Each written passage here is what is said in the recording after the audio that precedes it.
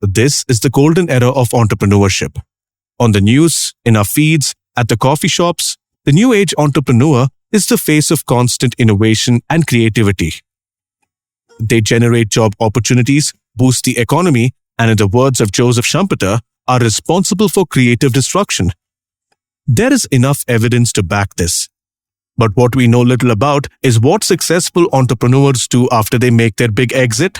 Right from the beginning, we were very interested in understanding the consequences of success, because success creates this financial autonomy and gives you a lot of latitude and leeway in taking action. One may argue that entrepreneurship perpetuates economic inequality. But in the age of these new economic elites, we ask the question, when does benevolence follow commercial success? The idea was to understand how personal backgrounds of successful commercial entrepreneurs increase the odds of their philanthropy. But philanthropy here doesn't mean cutting checks for a good cause. What we were interested in looking at was whether these entrepreneurs are also motivated to use their expertise or experience and resource and connections in systematically giving back to society and making a larger social change. So in a way, provide evidence for how does commercial entrepreneurship benefit the larger society. The team utilized a status characteristic framework which helped them slot these successful individuals into informal social hierarchies such as lower and higher status, irrespective of their actual accomplishments. Anything that one is born into, caste, gender, race, is categorized as ascribed social status. If one acquires tertiary education or graduation from a prestigious university abroad, this would be categorized as achieved social status.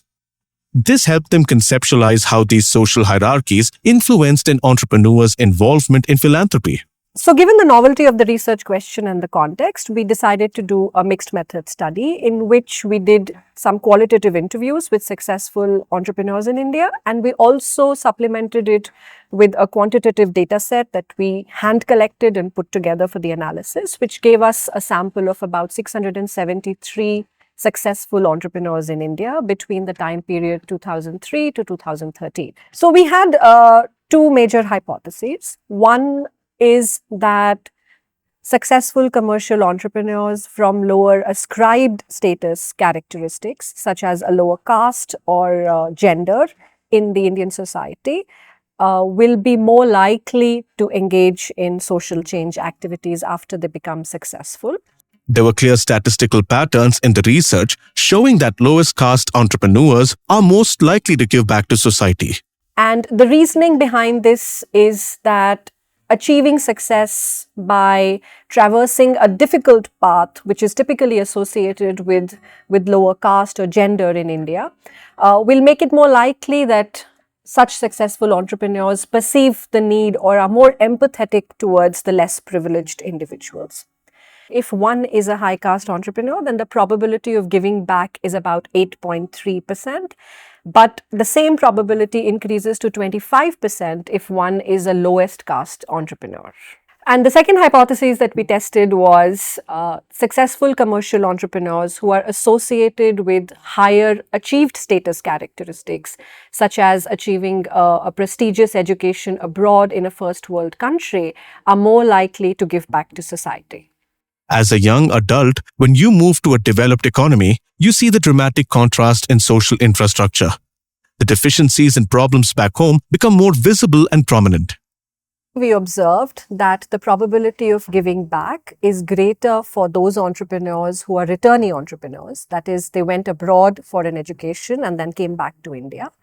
Specifically, the probability of giving back and getting engaged in philanthropy increases from about 12% for those who are not returnees to about 22% for those who are returnee entrepreneurs. There's this critical sociology literature about high-class giving or charitable giving by the elite, which sort of suggests 2 points of view.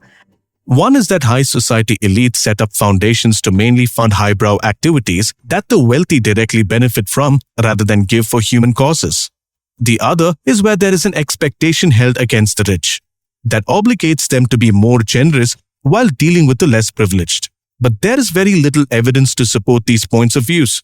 There is no straightforward relationship between affluence on one hand and generosity on the other hand. So, in other words, what we are trying to say is that we don't know whether all these findings are generalizable to the behavior of what we term as new economic elites in an emerging economy like India.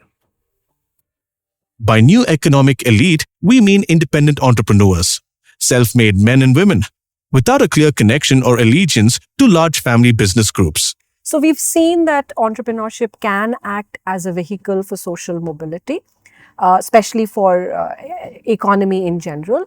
But what we don't know, and I think what this paper shows, is that entrepreneurship can also be good for the broader society. Successful entrepreneurs are motivated and do get involved in social change activities.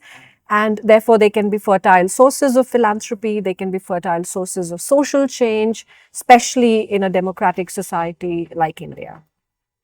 There is so much philanthropic giving, there is so much philanthropic capital in the country right now.